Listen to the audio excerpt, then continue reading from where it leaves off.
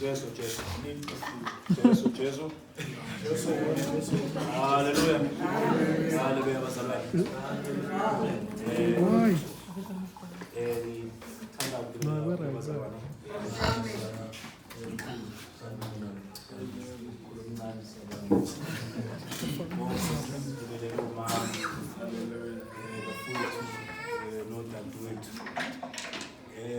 Singasaba phela ukuthi sibingelela ivakashi. Uthole bebe khona last week mina. Izivakashi. Kusabuthi sibingelela ivakashi kanti abantu bala. Izivakashi uyabona. Yeah. Ngizizwa ngathi ngiguest speaker. Ngizenze specifically for this purpose.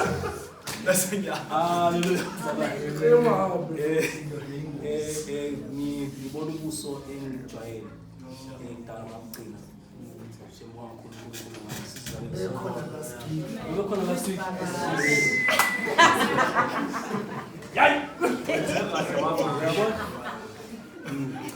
siyambonga kakhulu uNkulunkulu angizokuba mudeke osiyami uma ukuthi singabantu abalalelisisayo kahle hle ngathi itheme yanamhlanje ilokhu ifana bazolana ukukhuluma kakhulu ngeprovision. Yes, provision. God will provide. Ngezwe ukuthi hayi man ukhona indawo uNkulunkulu afuna siveze ngale ndawo yethi provision. Yes, ngizoba mfishane kakhulu bazalwane kudala kakhulu ngangigcina nesibulala ngokudla le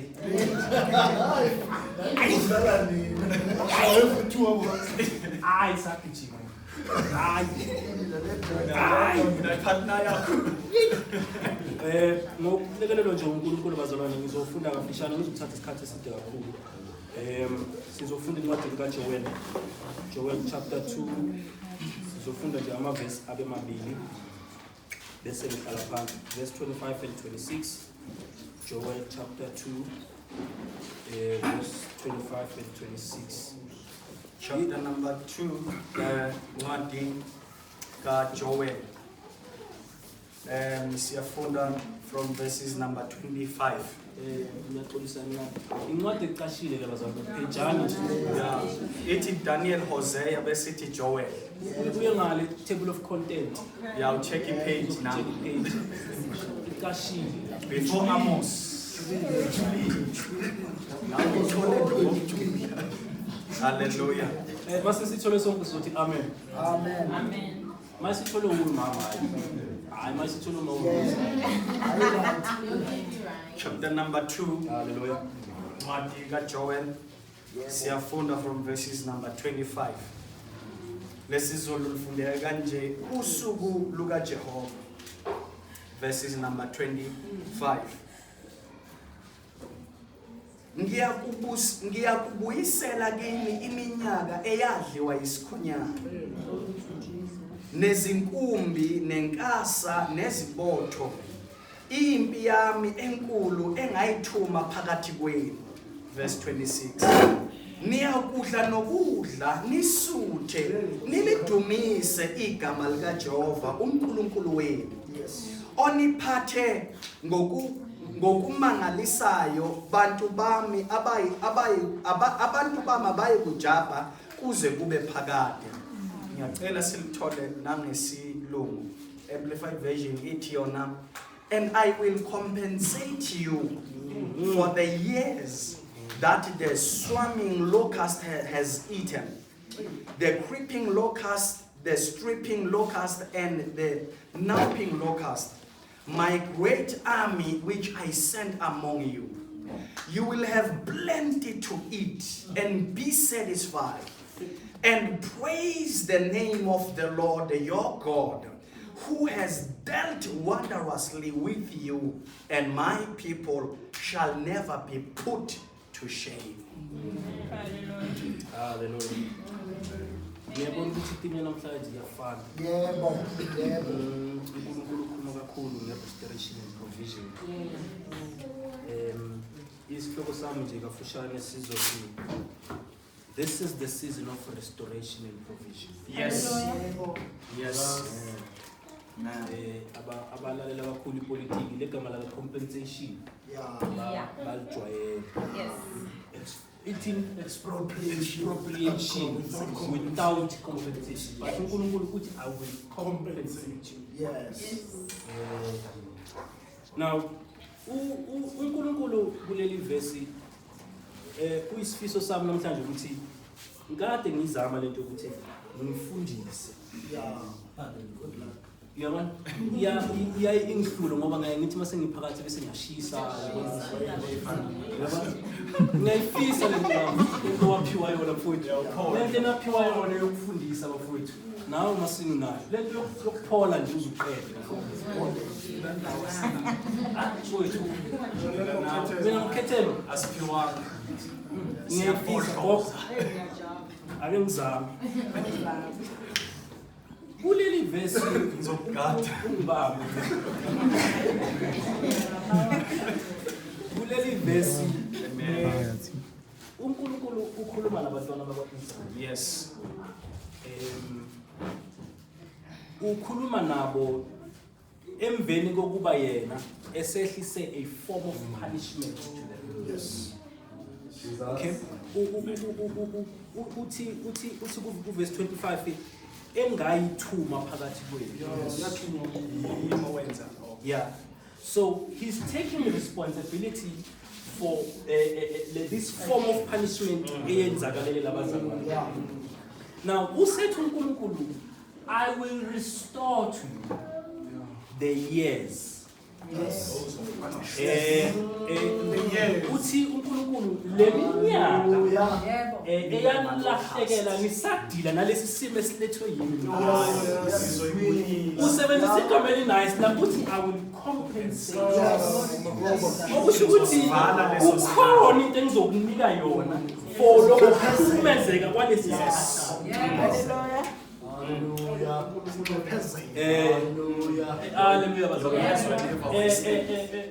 Uthi uNkulunkulu iminyaka akathi I will restore the things that you. Yes. Hallelujah. uNkulunkulu mayethumela lezilwane umthumela ukuthi zizodla ama crops. Yes. Zizodla izitshalo zabo. But uma uNkulunkulu eseba compensate uthi instead of compensating you for the little that you lost, I will compensate you for the years. Yes.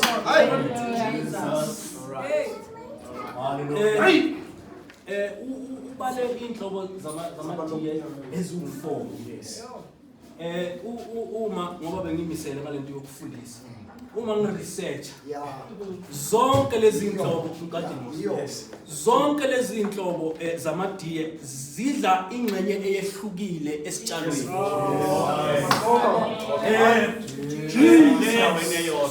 Zonke uma utshale umbila nje wodwa gogo.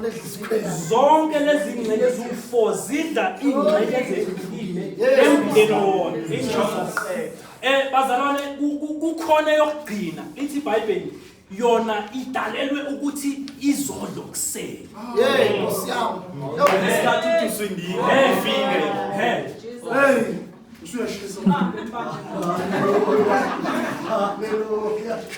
Kukhona eyayidalelwe ukuthi izodla ama-roots. Yes. Ama-roots adalelwe to sustain you. Yes. Ukuthi your balance is in your roots. Kukhona edalelwe ukuthi izodla istem. Okusho ukuthi izodla isiqu sombila amabuthi. Yes. Bese kuba khona edalelwe ukuthi izodla ama-leaves nama-fruits, iqhamu. So everything that you are producing, this particular locust is designed to eat that. Sembale 3. That is everything that is contained in one stem. It's the roots, it's the stem, and it's the fruits. Bese kuba khona yokugcina lithi idla noma ngabe yini. Bazalwane nangithola. Lezi ikhothozayo. Hallelujah. Kukhona izinto uNkulunkulu ayiletha kuwe ukuthi zizodla ama-roots. Nkosi yami bazalwane hambe sonke. Bese kuba khona izinto uNkulunkulu aziletha ukuthi zizoshawa wena emzimbeni isimo. Abazalwane abanezifo ezidle enyameni uqobo lwabo. Bese kuba khona izinto uNkulunkulu azoyithumela kuthi sizodla amafruits. Sidla abantwana bethu. Abazalwane. Kukhona izinto uNkulunkulu ayithumela ukuthi sizodla konke. Attack nje wena wethu. But uthumela izinto ezizo-attack different parts of the body. Khona izinto ezizo-attack mentally. Kukhona izinto ezithumela ukuthi zizo-attack wena mentally. Kukhona izinto ezithumela ukuthi zizo-attack wena emzimbeni sakho. Ebese kuba khona izinto ezizo-attack ama-fruits, zi-attack imali zakho, zi-attack ingane zakho, zi-attack i-progress yakho, zi-attack emsebenzini. Those are your fruits. Ebese kuthi uma kukhona okusela. Uma kukhona okusela, there is one specific that is sent to direct attack that part of you. Yes. Jesus. But God. Hallelujah. I do not know. I do not know how many years you've lost. Depression wethu. I do not know how many years udila ne-unemployment uwethu. Ulala usuku lonke kungasadleki nokudleka ngoba mhlawumbe ukuthi abantu bazothi those are the years you've lost. I do not know how many years you've lost in making bad decisions. Jesus. I do not know. I do not know how many years you stayed in an abusive relationship. Bazalwane, I do not know. I do not know how many years you spent in umshado ongahleli kahle kuwo. I do not know. Kodwa uNkulunkulu uthi I will restore. I will restore those years. I will restore those years. Jesus. Hallelujah. Kusho ukuthini uNkulunkulu mayethi I will restore the years? Because akathi I will bring back those years. Because akwenzeki ukuthi umuntu abuyele ebuncaneni bakhe. So uNkulunkulu akana kukwenza ukuthi anginikele iminyaka engilahlekele kuleya relationship. uNkulunkulu angeke akwenze ukuthi anginikele imali engilahlekele ngingasebenzi ngidila ne-depression. He is not going to give me that. So what does he mean? Now uNkulunkulu means uma mina uNkulunkulu when I take over your life, izinto that normally take people a long time to achieve.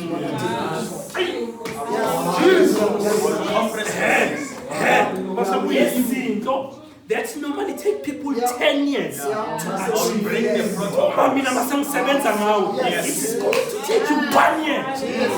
Come on. Compensation uNkulunkulu squeezes time. Yes.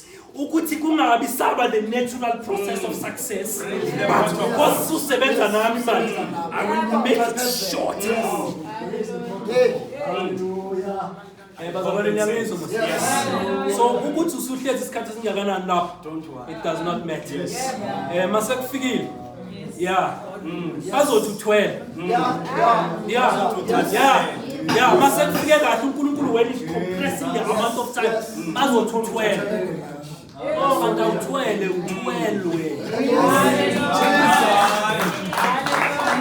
Bazalwane, awu12 but 12. Awusahambi ngamandla akho. Yes. Nkosi yami amakhabethe sisizanele athatha umama mbatha 10 years ukuthi awathenge. uNkulunkulu mayisebenza ngawo is going to take you. Bazalwane, do you understand? So we are not comparing ourselves to another person's life. Because the change is different. And the amount of time you suffered is the quicker your success will come. So we 5 years of abusive relationship. In 5 months, uNkulunkulu will make you achieve all the things that you could have achieved in that time. That's compensation of the Lord. It's the compensation of the Lord. Noma ngaze kuthiwa ukholwa kangakanani, you are still going to go through a period of drought. Yes. Yeah, it's Yeah. I don't know what your drought is. Yes. Mhlawumbe your drought ukuhlushwa abantwana. That is your drought. Mhlawumbe your drought is unemployment. That is your drought. Ukholwa uNkulunkulu ambusise in 3 months uthi kanjani ukhule kathini lo mfo ngoba sisho ukuthi sihlangano yethu ukhule kathini lo mfo uNkulunkulu has squeezed time. It is his time. Yebo. uNkulunkulu umphethe kanjani umuntu? Lithi iBhayibheli ku-Acts chapter 3 mangaphosisa umasina wasifundisa ngandaba. Lithi iBhayibheli uPetro noJohane bangena ethempelini. Angibaba. Lithi iBhayibheli uPetro noJohane bangena ethempelini ngehora lokukhulela. Yes. Selithi iBhayibheli esangweni ogama layo lithiwa uMusa. Lithi iBhayibheli kukhona indoda eyayihlezi lapho eyayikhubazeke kusukela esiswini sikaNkulunkulu. Uma kuthi yayina 35 years old, lithi iBhayibheli wayekhubazeke all those 35 years old. Sebethi Petro isiliva negolide Kodwa khona isinabo. kodwa lokho esinakho sizokunika. Yes.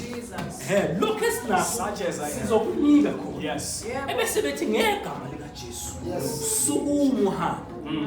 Lithi iBhayibheli wena isandla sakhe ngaso leso sikhathi kwaqina amathambo. Yes. Lithi iBhayibheli kwaqina amathambo kwaqina amaqakala legquma.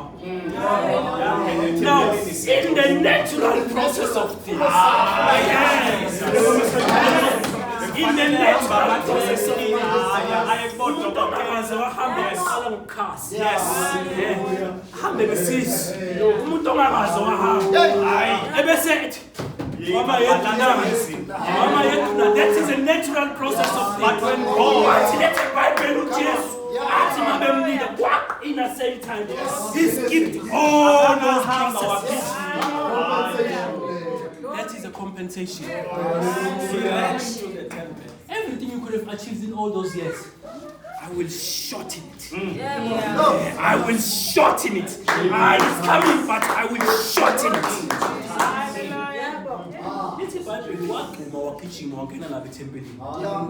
is not the natural order of things. That is not the natural process of things. Akhanjwa umuntu ozohamba kaqali ngokusukuma gijima. Umuntu ozohamba compensate Jesus. Umuntu othwele. Hallelujah. Now, uma uNkulunkulu ezo restore into zakho. Kukhona into azoyenza. Ezohluka kwezinto. Ukhethelo egudini wathi uthe uNkulunkulu masenza abantu ngomfanekiso wethu asifuze. Jesus. Uthe ukhethelo maqhubeka wathi lokho kusho ukuthi kunento ebuNkulunkulu ekumuntu. Jesus. Mayiqhubeka ukhethelo egudini wathi uma uAdam edle esihlahleni wayehlukana nalento enguNkulunkulu. Baqhubeka ukhethelo wathi umuntu has moved away from his position. That is why uNkulunkulu came down and said, where are you? Yes. Now, selithi iBhayibheli kuGenesis uAdam yena very same Adam. Lithi iBhayibheli uNkulunkulu mayesembekile ensimini. Yes. Lithi kwakukhona umfulo wodwa. Yes. Maqedala uNkulunkulu wawuhlukanisa kasikhombisa. Ukuze mfula amanzi eze azothelela engadi kaAdam. Yebo. Now bazalwane ngifuna nakho ukuthi uAdam akazange ayofuna amanzi. Bazalwane sambe ntsongo. uAdam azange ayihluphe ngokuyofuna amanzi, khuluma ngeprovision. Because God. Sikhuluma ngeprovision. But kumele understand ukuthi iprovision is very close aligned to position. Yes. Yes. Come on. Hallelujah. Ukuze uAdam athola amanzi wame ensimini. Yebo. Bazalwane. Ukuze uNkulunkulu wahlukanisa umfulo wedwa. wawenza wasplitter kawu7 just so Adam would get water. Ukuba Adam wayengekho ensimini wayengeka wathola amanzi. Yes. Do you understand? The provision is pula ngayo mzala. Yeah, The provision Yes. provision is heavily reliant on position. Come on now. When you want to provide, uzoqinga. Yes.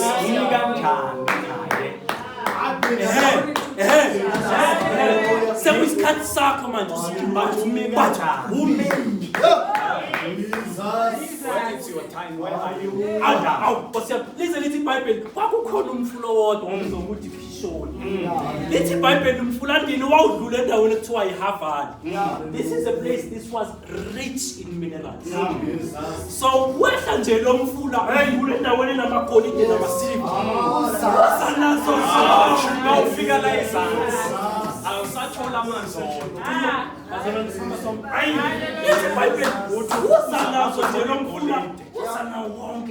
Yes.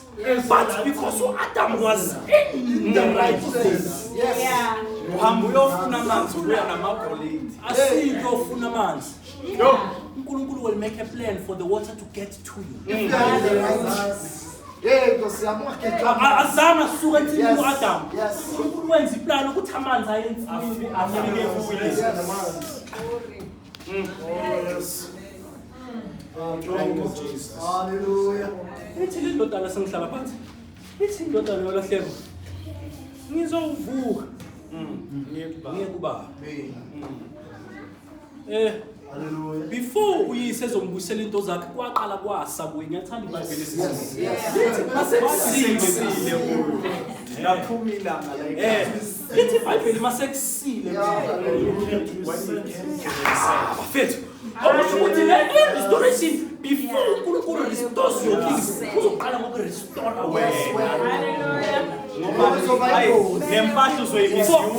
for you to get benefits of the Father. Yes. I need to go back to my Father. Bazalwane sihamba sonke ukuze indodana elahlekile ibuye ithole izinto zikayise. Alabasabuye ekhanda yabuye. Okusho ukuthi ulahlekelwa izinto nje is out of the presence of the Father. Uyimali meyi. Isosha. Sithi iBhayibheli uyimali meyi. Le ezweni. Uphumile endaweni kayise. Sekusabuye. Yes. So, i-realization ye-provision iqala ngokuthi kuse kubani. Then you are alive. Yes. Kungenzeka Nkosi yami ukuthi silinde izinto nje kanti imfula yethize namasiliva namagolide ethu but asikho siyohlangabeza uNkulunkulu kwamama sibantu. Isaliyathela imfula yethu namagolide ethu. Siyomhlangabeza kwamama. Siyomhlangabeza. Bazalwane akuse. Bazalwane akuse. Look at where you are. Zibheke ukuthi umi kanjani. Ukuze izinto zikaNkulunkulu zifanele zikuthole kwi-position. Are you in the right position? uNkulunkulu akusize.